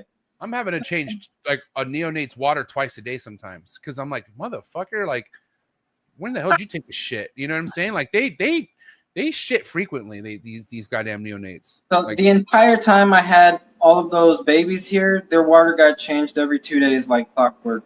Yeah, you have to. And especially at the beginning, because I didn't give them like the 8-ounce deli cup right off the bat. Mm-hmm. I gave them the lid that goes to this. Oh, they didn't get gold. I set the lid on the floor and just filled that with a little bit. Were you scared they were going to drown? Yeah. Chondros are not the smartest of animals. So I was only like filling half of the lid with water and then just drenching the paper towels when I first transferred them to their tubs. Yeah. Yeah, I feel the living shit out of my deli cup. I have that size right there for my neonates. I didn't switch them over to the little deli cups even until they started eating, because it's really nice actually for the lid. It's like out of the way, and you've got the whole tub to work with teasing and manipulating. Yeah. Remind me the temps you roll with your neonates, Stephen. Maybe a degree or two higher than the adults, but 83, 84, 85, somewhere around there. And they have you have them in the focus cube hatchling rack, correct? Or what do you use? I sent you the picture, the red one, that custom hatchling rack that I had Steven and Ashley Howdy make me. Yep. What do you have them in currently right now? They're actually in process of making me another one because I had too many eggs at one time, and they're being super nice and trying to get me one in time for my second clutch to hatch. You gotta love those two. Yeah. But their heat, remind me, their heat's on the wall, right? That's where they have back heat. It's back heat.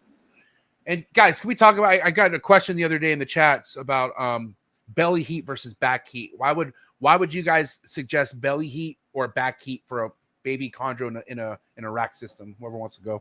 It's a great question. I don't think it matters. I mean, I've got both. Different racks have I have a couple one habitat systems rack, the old school ones that have the back heat, and then I've got 2 or 3 that have the belly heat like inside the shelf. And so long as it's got the belly heat on the top and the bottom, I think I actually prefer that to the back heat. But it's actually inside the shelf. If you just had like a piece of PVC or something where the tub can rub on the flex watt, I think eventually it'll tear it up and be maybe a fire hazard. The habitat systems, they used to put it actually inside the shelf. They would route out a little slot where the flex watt would slide in there, so the it never comes in. You never see it. Problem is, if it ever goes out, you're screwed because you can't replace it. But I've had these for 15 years now, maybe longer, and I still, the heat still works on every shelf.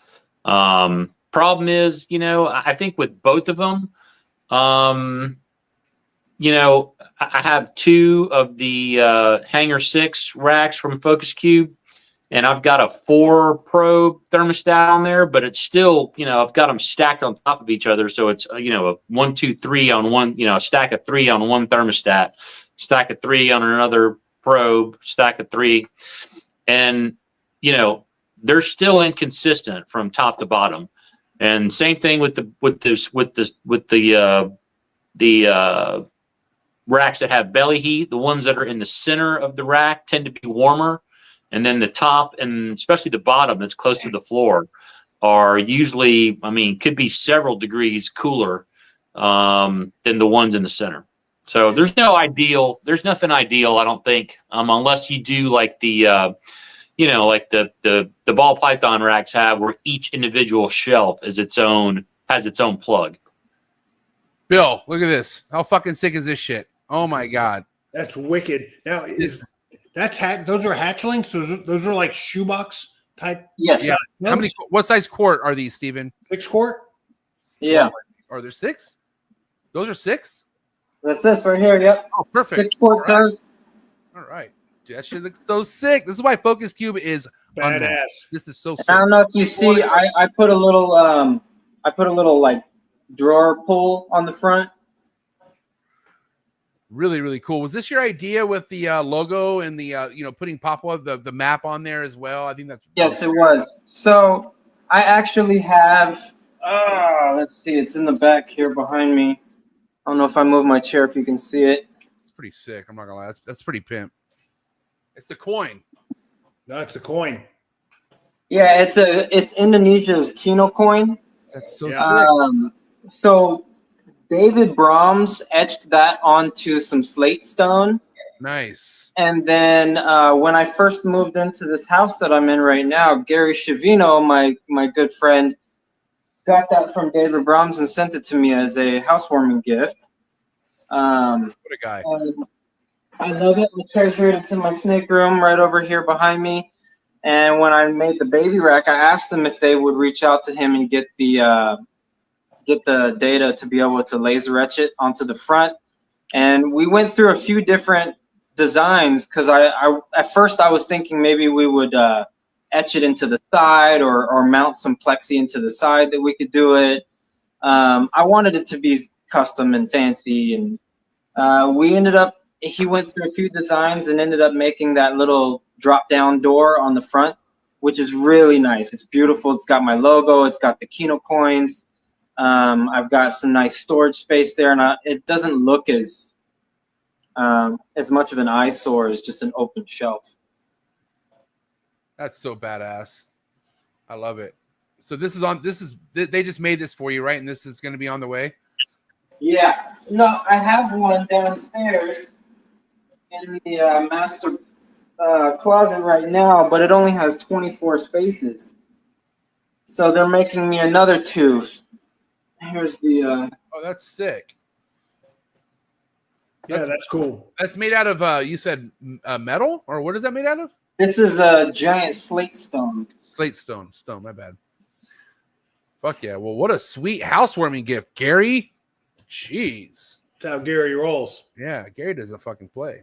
Yeah, he's kind of been a mentor of mine since the beginning, though. Like, he was the first person I went to for advice. That's cool. He helped me dial in on what I was looking for from my collection. And, you know, I got one of the most beautiful animals in my collection from him, who has a clutch in the incubator right now. Yep. So it's my boy right there. Shout out to Gary. It's our boy, man. He's one of the big dogs for sure. As they said in the chat, where is Gary? Where's Gary? Yeah, the same guy asks us for Gary every Tuesday night. Where is Gary? I feel so bad because I'm like, Gary, will you please reach out to this guy? Please, like, just let him know you're doing all right. But listen, wrap up topic time. I'm gonna go first, and then Bill and Marshall will follow. But I listen. You got a lot, obviously, cooking. A lot of things to look forward to, obviously. But I didn't even bring up that I'm in the process of renovating a new dedicated chondro room. All right, why don't We'll we be moving out of here? Why don't we pause what I was going to ask, and why don't you talk about real quick what's going on? What you're moving your collection? Can we talk about this real quick? Soon. So my oldest moved out, and you know, teenagers. That room was disgusting. So I have to go through the process of gutting it, which I've been working on. Stripped and repainted the walls. I got the carpet ripped out and put in some vinyl flooring. Had an electrician come and add some extra outlets for me. So I'm in the process of getting that set up to be a dedicated chondro room. There you go. Then that's going to be upstairs? Yeah, it's going to be up here. But, I mean, this is a loft. It's kind of open to the house, so it's open to noise and foot traffic and stuff a little bit. So... And then I'm kind of at the mercy of my wife's collection too, when she needs to get things done because she's busy at work and only has these 2 hours to do it. And I'm like, but Singularity and Void are fucking right now. Don't go in there. So it'll be nice to kind of have some privacy for them, and I can kind of run things the way I want, and I can feather foot my way through there. And yeah. I think I've said this before, but in a perfect world, you know, if I ever do get the space, I do want a studio where I could do my podcast, and I want these like not where I do my show. You know, I don't want to fuck with these as much as I do. I'd rather have them in a room where I'm in there when I'm in there, but then they're just kind of at their piece, you know? Yeah. It's just a, long-term goal of mine at some point. The most important thing Steven said about that entire deal is that a child left the house. The child's gone. The child left the house. The child. I don't know that feeling. I won't know that feeling for years, but I bet it's a good feeling for you guys. I'm sure when you get to that graduating point, you know what I mean? Marshall's there almost. I mean, shit, his son's about to be a senior, or you are. Is he a senior right now, Maddox, or is he about to be a senior? Damn, yeah, he's a senior. That's crazy. Yeah, epic. All right, so listen, my wrap-up topic for you, Steven. So, like I said, you have a lot cooking right now, a lot of things to look forward to. What's the game plan going into next year, especially with your females as far as that are ready to breed, that those numbers are increasing? So are you looking to maximize when it comes to breeding, or are you going to just be very specific as far as what you breed, and what's the good number of clutches you feel like you want to be hitting each year? I can hear you, by the way. I mean, I'll be happy if I get 1 clutch a year. That's kind of my ultimate goal. If I can get more than that, cool. But I'd like to have one, just something to keep busy in the hobby and enjoying, continuing to raise them, continuing to have holdbacks, continuing to do trades and get cool animals into other people's collections. So just keep doing that. The female Luna, she's definitely getting next year off because she had 2 clutches in a row, 2 years in a row. So I'm going to give her a break next year. But any of my other breeding age females they're going to go. I mean, they'll go with someone. I'll follow up with the next wrap up question because you hit on it a little bit until NJ gets back. You mentioned continue to trade. So you have 1 trade under your belt. Is that correct? Yep. So if what do you think would be, have you even thought about what would be maybe an upcoming trade or an animal that you would consider wanting to add to your collection? So I've already spoken to Francis Guiton, who has a few pairings going that are obviously right up my alley because we both have a very similar collection. So that might be something we'll talk about if he's successful. I've also kind of put myself on Thomas Budway's radar a little bit. What does Tommy have that you're interested in? Thomas has a lot of cool blue line stuff. I mean, if you see one of those animals, he recently, him and Christian got out to Carly. Yeah, I saw that joint effort between those two. Is that kind of what you're talking about? Yeah, I mean, something along those lines. Tommy has lots of cool stuff over there. And, for me, there's just almost more than specific genetics. Sometimes there's also like breeders that I want to collect from too, I really love Gary, so I wanted to support him and make sure I got an animal from him. I always love the stuff Dave D does, so I wanted to get an animal from him. I've always respected you, Bill, and loved the stuff that you produce. Wanted to make sure I got an animal from you. So it's almost like collecting awesome animals, but also from people, awesome people. Yeah, I get that for sure. Yeah. Beautiful. All right, wants to go next? So what else do you have coming up? What's your 25 lineup look like? So 2025, let's see. I'll have some more blue line times blue line calico going. Some more pure maniquari. I'll also have that high yellow Biak female. I'll probably put my crook male Void's half brother with her. Was that Biak? Was that a yellow or red neo? The high yellow Red Neo. Red neo. Red Neo. So if I put them together, that might actually be some potential for some high yellow / melanistic stuff. Yeah, but I wouldn't, and that would be some closer to entry level pricing too for people. But yeah, that's the plan. Some more designer stuff, some more pure maniquari, and maybe some entry-ish level stuff. Yeah, outcross, designer outcross. Yeah. I will say, man, talking to people like Steven, it's like, I mean, because I didn't come in this with any kind of money. I was like in a transition in my life and trying to figure things out. Financially, I just wasn't there when I first started this. And so I had to get what I could get. I started with imports, but as you kind of graduate and go through keeping and you start to see the fun stuff, like the designer shit, not that the locality stuff isn't fun, I love it, but I just know that there's levels to this stuff. And I look at it as like, there's people in like the watch game and there's levels of investing in watches. But like talking to people like Steven, like I want to drop money on a fucking Rolex. Like I feel like I just want a sick ass designer, even though I have nice stuff. Don't get me wrong, I'm not complaining, but all three of you motherfuckers just have crazy potent shit. And I don't know. little jealous of all you guys. Day by day, though. We'll get there, You right? should be. You should be. Good answer. I like that. Hey, I never said it, but nice shirt, Bill. I like that. Yeah, well, I thought you were going to reciprocate, but I guess not. Yeah, where's mine? Sorry. That's not a Phoenix Reptile shirt.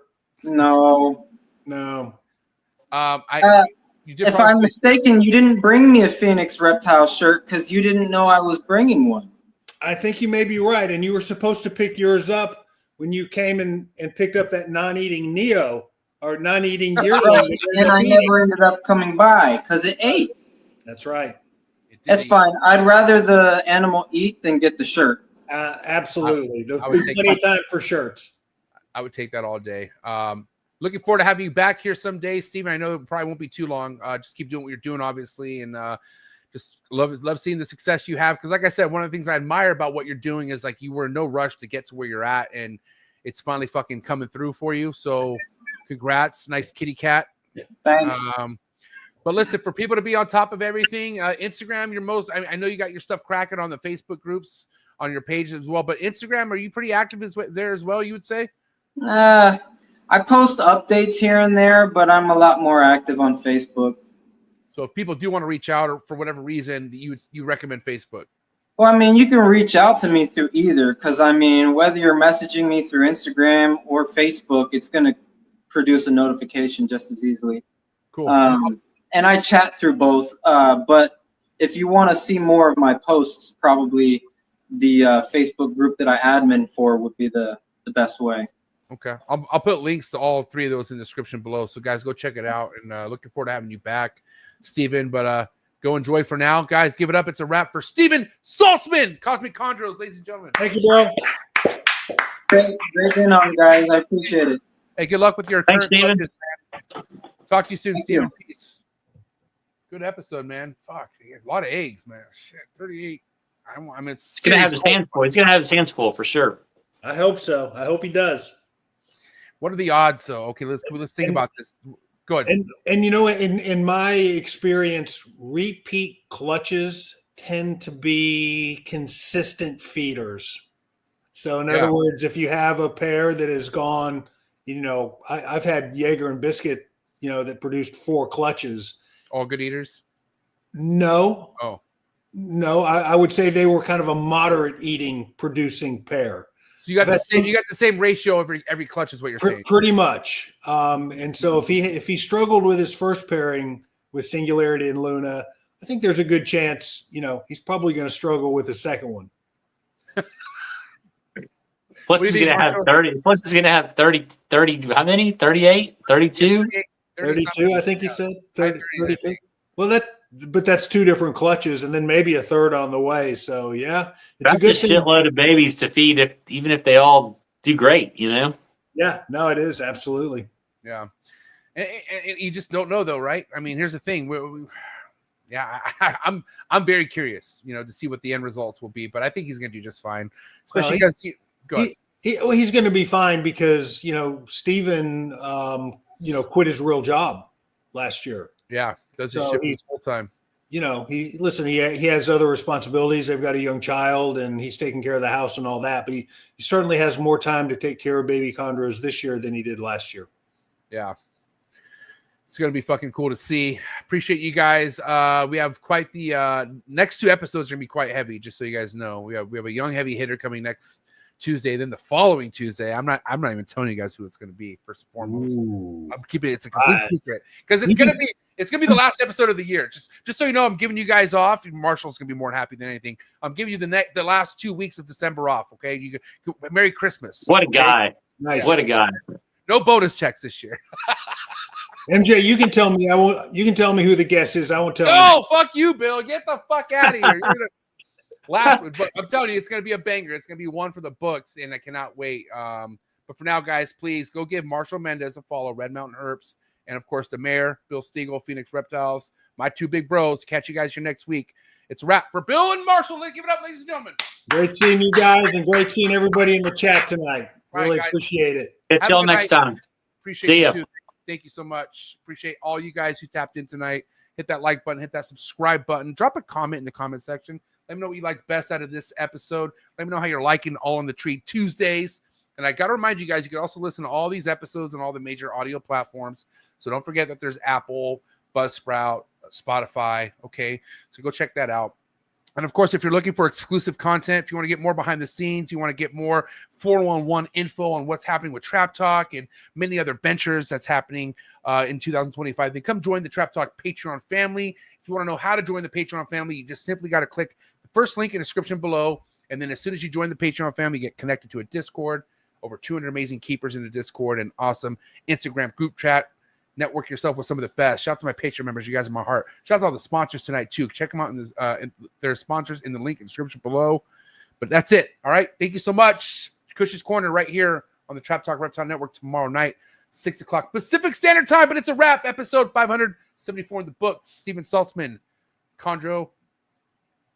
Let's go. Cheers.